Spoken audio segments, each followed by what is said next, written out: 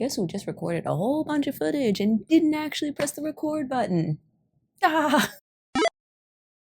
Hello. So today I thought I would do something a little bit different.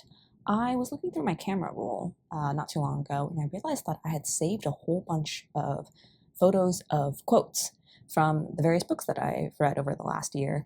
And I thought it would be kind of fun to review the ones that I saved and talk about what books they came from, and also what about these particular quotes or pages caught my attention and why I felt like it was worth sharing with my friends. Before we get into that, I wanted to talk a little bit about what books I've been reading this past month. So first up is part of a reading challenge that I decided to participate in this year, which is run by Ben over at Ben Reads Good. And he runs a reading challenge called the Read Good Challenge, where every month there's a different theme. And for January, the month is to read a book with a food in the title.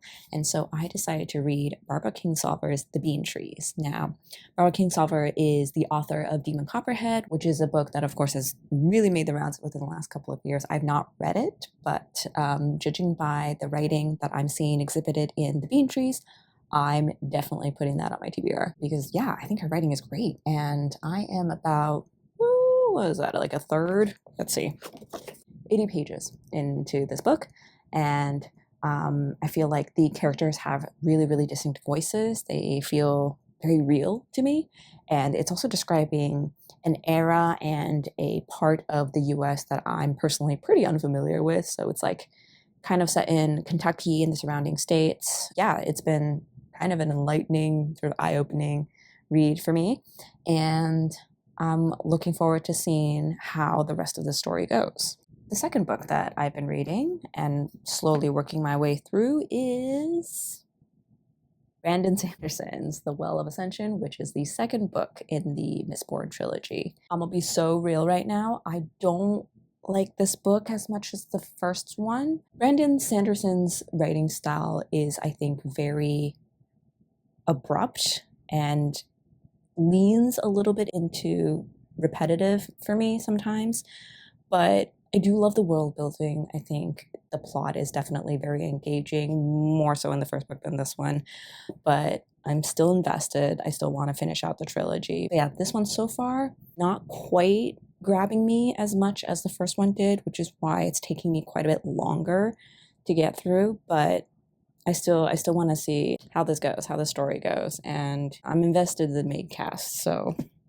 we'll be finishing that out. Future me interrupting here to correct a grievous mistake that I made while filming last night, which is me completely forgetting to mention Murderbot. I'm doing this on audio, which is part of the reason why I forgot, because I didn't have the physical copy like next to me as a sort of visual check of what I read. And I was just browsing Libby and I saw that it was immediately available, which we love. The first audiobook is only like 3 hours, so I was like, sure, why not? And I absolutely fell in love. I am now on book 5. I've absolutely plowed through these books. I cannot stop talking about it. I'm obsessed with Kevin Arfrey, who is the narrator. He does such an amazing job embodying the voice of Murderbot. I have never laughed out loud so many times while reading a book. I think his voice acting really adds to the experience, where he has great comedic timing, as well as like in general, the way that he sort of changes up his narration depending on the tone and the scene and the moment. It has been such a delight listening to this. So yeah, that's the other big thing I've been reading over the course of January. And I'm super excited that there's another Murderbot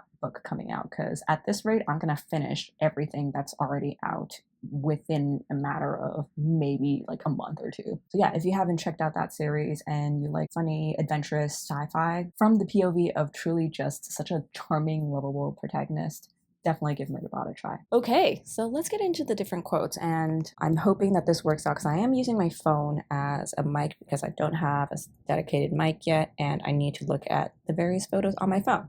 So hopefully this pans out. First up.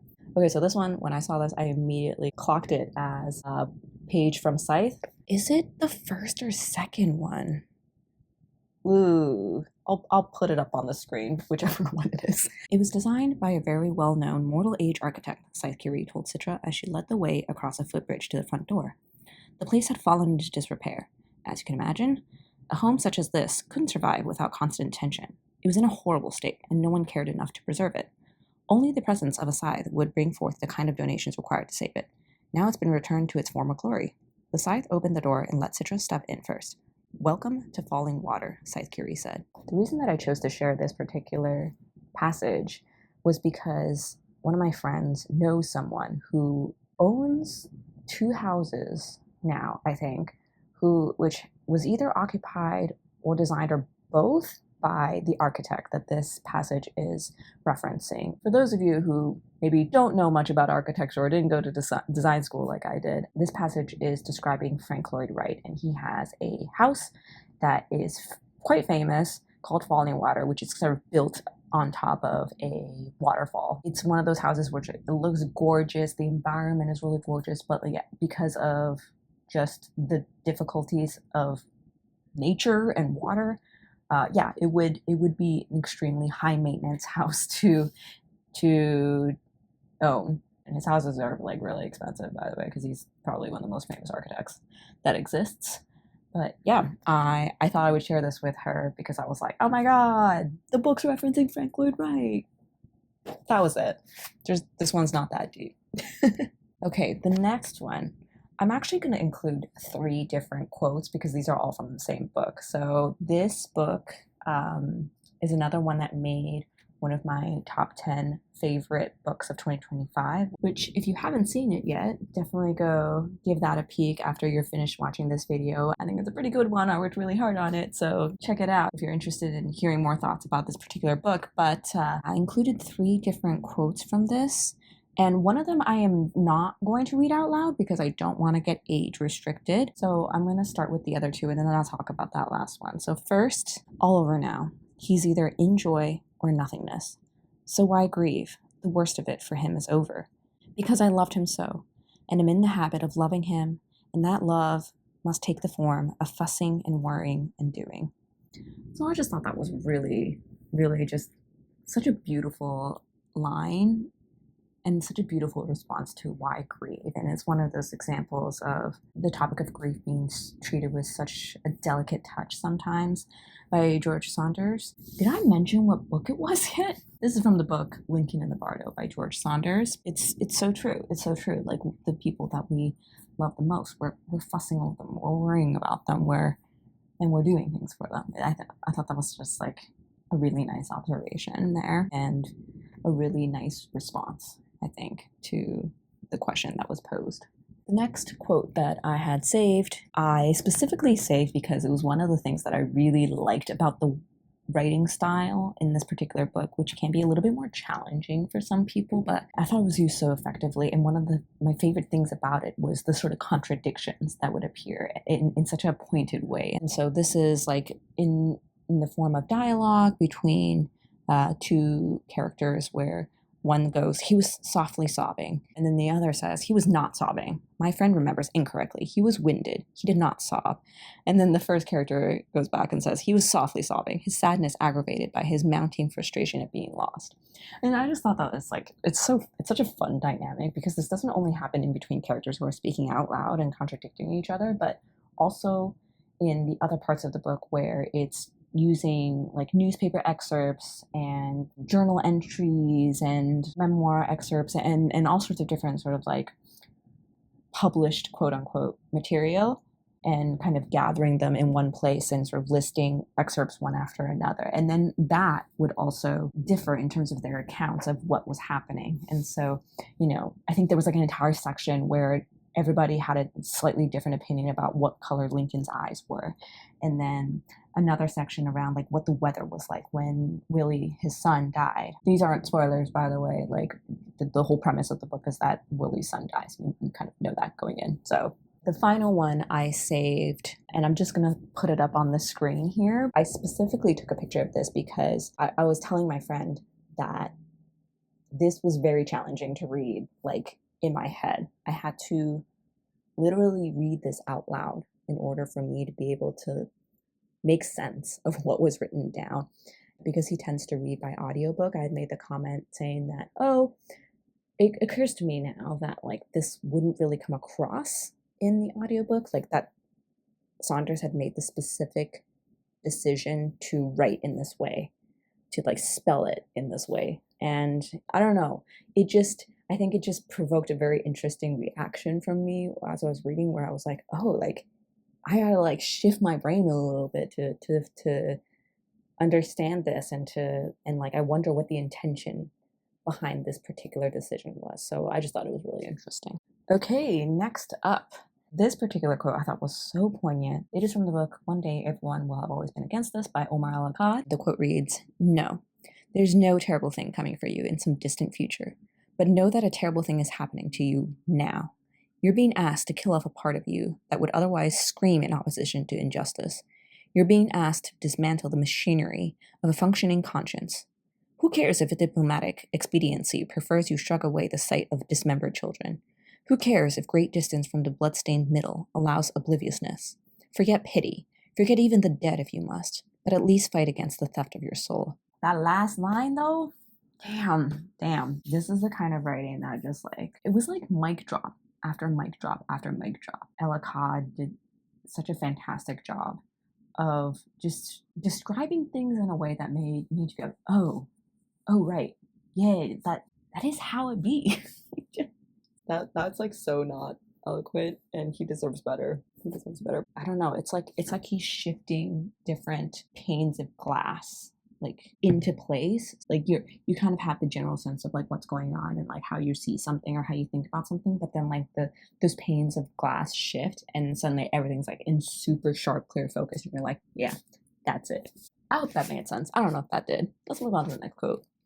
"Hello, it is a brand new day. The outside looks about as white as a sheet of paper because we are being hit with whiteout levels of snow right now." So the next book is from Rejection by Tony tulathimutte, and this is another one that made my best books of 2025 list. It reads as follows. "And OMG, that little bitch's feet were so fucking grimy. Is this a white people thing? Can someone please tell me? Even after you showered, the bottom stayed pitch black. They were like seasoned, like a cast iron pan. I've never seen white people spelled this way." Like, that's legit the only reason I sent it. There's nothing profound about this. I just thought it was really funny. The next quote is from Dracula by Bram Stoker, another book that made my top 10. You're probably seeing the correlation now between some of the books that I have absolutely loved and also the quotes that I chose to say. So this is from a passage that reads, "It was a shock to me to turn from the wonderful smoky beauty of a sunset over London, with its lurid lights and inky shadows and all the marvelous tints that come on foul clouds, even as on foul water, and to realize all the grim sternness of my own cold stone building, with its wealth of breathing misery, and my own desolate heart to endure it all." It's that last line, "and my own desolate heart to endure it all." That's the part that really cinched it for me. Again, this is one of those very evocative passages. The imagery feels very, very strong in my mind. It fit really well in terms of what was going on in the novel at the time, and just kind of added to that atmosphere where I like that he sort of still, despite all the commotion and all the chaos that Dracula was wreaking on them and their lives, he was still able to admire and appreciate the beauty of this London sunset. And then to contrast the qualities of that with the circumstances, talking about the foul clouds and foul water, and then also just the circumstances of like his own building, what was going on within that. I thought it was quite beautiful. The next is actually from a book that isn't from my top 10 list, and this is a bit of a weird one because I really enjoyed this book when I read it, and I gave it a very high rating after I finished, but then I proceeded to forget pretty much everything about it. I forgot entirely that I had read it. The book is The Anthropologists by, one second. Ayşegül Savaş. Ayşegül Savaş. Good thing I looked that up because I was never going to get that. The stuff is so cool, we always told him. You should really do something with it. Yeah, Robbie said. I will. This was the other thing. It seemed that our interests could be legitimized only if we made something of them. A book, an exhibit. We often said what a shame this was. We romanticize artists of past decades, doing work with great joy and creativity without turning it into a product. Still, we belong to our own times. I just really like that ending line, which is the one that I specifically highlighted. I think it's such an accurate observation, and I think it hits the perfect tone of just resigned acceptance of how the character feels about existence, I suppose. It's thematically very similar to Perfection by Vincenzo Latronico, which did actually make my top 10 list. And they both touch on similar themes around contemporary existence, that sort of like performance and artificiality associated with that. I think maybe if I read The Anthropologist first, or perhaps just gave myself a little bit more time in between the two books, maybe it would have stuck a little bit more in my mind. Yeah, I thought this was a good line and worth sharing, and there was no other specific reason other than me just kind of giving it a thumbs up and going, yeah, I like this. I have 3 quotes saved from the next book, which shouldn't come as a surprise because once again, we're moving back to my best books of 2025 list, and this time it is my number 1 pick. And that book is What I Know About You by Éric Chacour. And the first quote reads, "It was one of those afternoons when one's greatest wish was to become one with the shade of the sycamore trees. An afternoon of accidental sweetness." This quote in it of itself is so warm and lovely and pleasant to me, but the way that it's used, the scene in which you read this is a pretty, it's quite uncomfortable for the protagonist. I just really love both that juxtaposition, but also just the imagery that this particular quote evoked. I instantly was brought to this very pleasant, warm, sunny afternoon.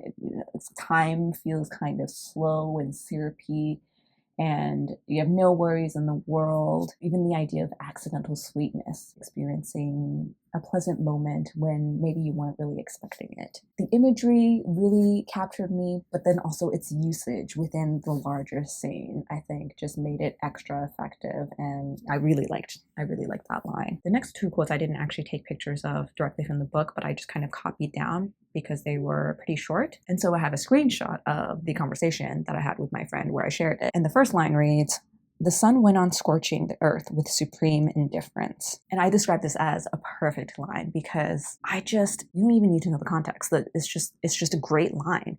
I mean, have I ever once thought about how indifferent the sun was? No, but as soon as I read this line, I was like, yeah, you're absolutely correct. The sun is incredibly indifferent about how I feel or what's going on in my life or anybody's lives here on the earth. So that was really cool. But then also the rhythm of this particular sentence, the sounds that it creates. The sun went on scorching the earth with supreme indifference.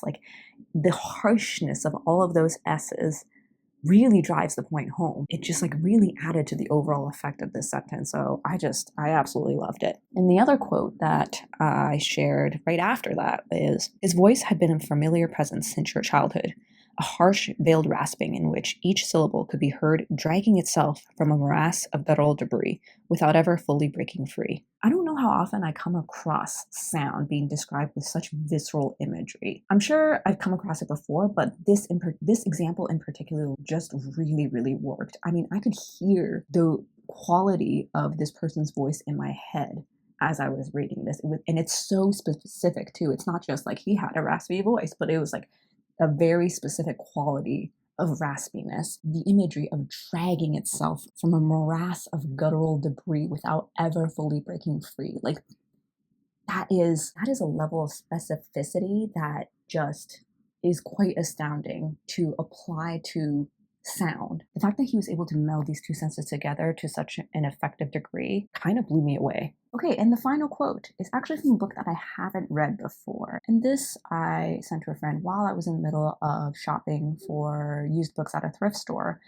And this particular thrift store has a buy 4, get 1 free deal, which I have taken advantage of multiple times over this last year. And the book that this quote is from is Great Circle by Maggie Shipstead. I don't regret anything, but I will if I let myself. Typically when I'm shopping for books and I don't know anything about it, which I didn't about this book, I only found out after the fact that it was actually pretty well known. First I'll read the blurb on the back, but I often take it with a big grain of salt because I found that sometimes the blurb doesn't really match the writing style in the actual book, or it kind of misrepresents what is in the book. So if the blurb gives me enough detail about the premise that I might be interested in, then I'll go ahead and read the first few sentences or the first couple of pages. And with Great Circle, I actually ended up reading several pages. I was flipping through this earlier and I realized that I couldn't even find this specific quote that I have saved on my phone within the first 2 or 3. And that's typically where I stop. So I was definitely invested in whatever was happening. And I was actually really, really excited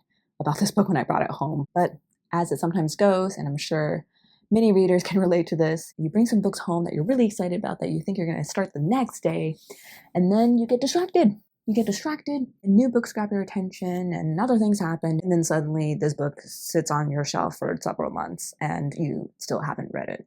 But if you've read this book, tell me in the comments if I should move it up on my TBR. Maybe that'll give me some extra motivation. The quote, "I don't regret anything, but I will if I let myself," I just really like that. I don't know. I think there's a certain measure of defiance in that I really like, where you can tell that the character believes in their decisions and they stand by it, but there was some hesitation there, or there was the potential for regret, but they were like, no, I'm not gonna let that stop me. I'm gonna stick to my guns. And I don't know, I just thought that was like a nice way of kind of wrapping all of that type of sentiment into one little line. So those are all of the quotes from books that I've read in 2025, and also one that I haven't, that I shared with friends over the last year. Tell me, do you have any quotes that you've saved on your phone, or maybe in a journal, or one that perhaps you've bookmarked, highlighted, dog-eared? I'd love to hear what stuck around in your brain. Thank you so much for watching. If you like this video, please give it a like, subscribe if you haven't already, and I will catch you later.